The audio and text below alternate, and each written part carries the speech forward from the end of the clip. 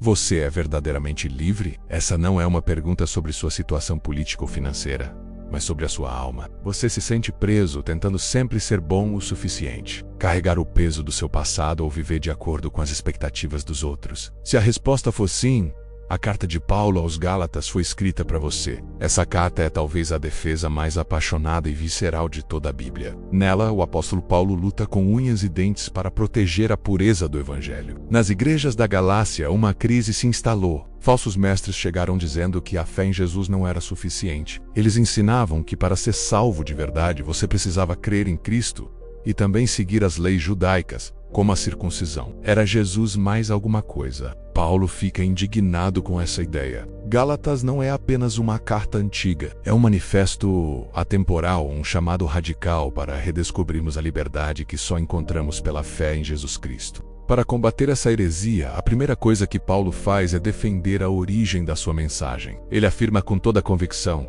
o evangelho que eu prego não é uma invenção humana. Eu não o recebi de homem algum, nem me foi ensinado. Pelo contrário, eu o recebi de Jesus Cristo, por revelação. Para provar seu ponto, Paulo narra sua própria história. Ele era um perseguidor da igreja, um zeloso defensor das tradições judaicas. Mas, no caminho para Damasco, ele teve um encontro transformador com o próprio Jesus ressuscitado. Sua conversão não foi resultado de um seminário ou de um discipulado com os outros apóstolos. Foi um ato direto de Deus. Sua autoridade não vinha de uma instituição em Jerusalém, mas do céu. E Paulo leva essa convicção tão a sério que ele não hesita em confrontar até mesmo o apóstolo Pedro, em Antioquia. Pedro, que antes comia livremente com os cristãos gentios, começou a se afastar deles por medo dos tradicionalistas judeus. Paulo o repreende publicamente, dizendo que sua atitude era uma hipocrisia que negava a verdade do evangelho. A mensagem era clara: a graça de Deus não pode ser comprometida, nem mesmo por um líder respeitado. A unidade da igreja é construída sobre a verdade do evangelho,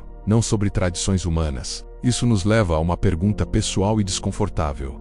O evangelho que você segue hoje é o de Cristo ou uma versão diluída, misturada com tradições, regras e expectativas humanas? Estamos vivendo a mensagem pura da graça ou adicionamos os nossos próprios mais alguma coisa? E aqui chegamos ao coração pulsante de Gálatas.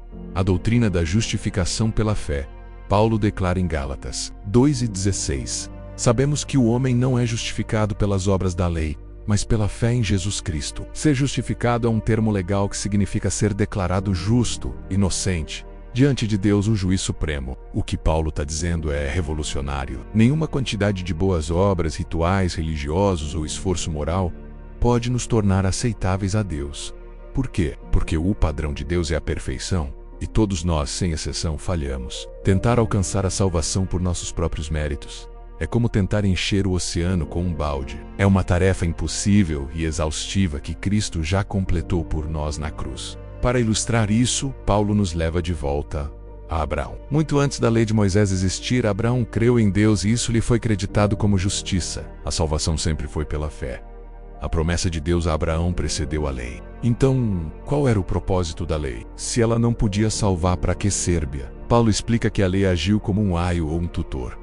Sua função era nos mostrar o quão pecadores somos. Ela nos cerca, nos mostra nossas falhas e revela nossa total incapacidade de nos salvarmos. A lei é como um raio-x que diagnostica a doença, mas não pode curá-la. Ela nos aponta para nossa necessidade desesperada de um Salvador. A lei nos aprisiona para que Cristo possa nos libertar. Muitos de nós vivemos sob uma versão moderna dessa escravidão. Vivemos em uma esteira de desempenho espiritual, acreditando que, se orarmos mais, lermos mais a Bíblia ou servirmos mais na igreja, Deus finalmente nos amará. Mas a boa nova do Evangelho é que Deus já te ama incondicionalmente em Cristo. O sacrifício dele foi suficiente.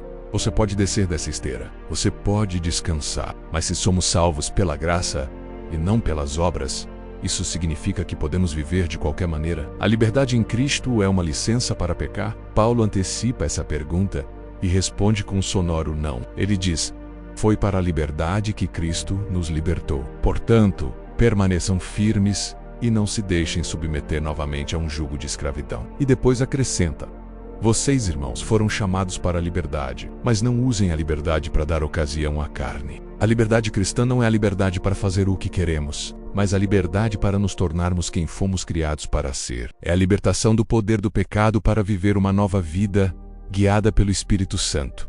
Paulo então apresenta um dos contrastes mais famosos da Bíblia: as obras da carne versus o fruto do Espírito. As obras da carne são o resultado de uma vida egocêntrica.